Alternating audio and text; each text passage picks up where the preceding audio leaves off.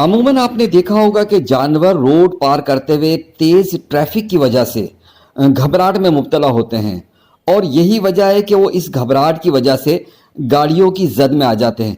अमूमन आपने हाईवे पे ये मनाजिर ज़्यादा देखे होंगे।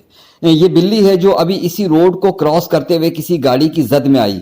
उस वक्त ये गाड़ी की टक्कर की वजह से कुचली तो नहीं गई, लेकिन टकराने की वजह से इसे चोट लगी और तड़पती हुई इस जगह तक आई।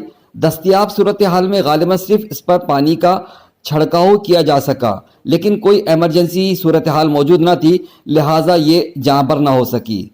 कहने का मकसद ये है कि बदकिस्मती से हमारे यहाँ जानवरों के हवाले से कोई सरकारी इमरजेंसी अस्पताल की कोई खातिर ख्वाह सहूलियात तकरीबन ना होने के बराबर है।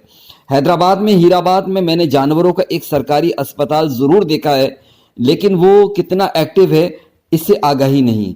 अल्लाह तबारक व तआला ने इंसान को अशरफुल मखलूक़ात बनाया है। ये चरिंद परिंद हमारे मुआशरे का हुस्न है और हमसे 3 से 4 गुना ज़्यादा है।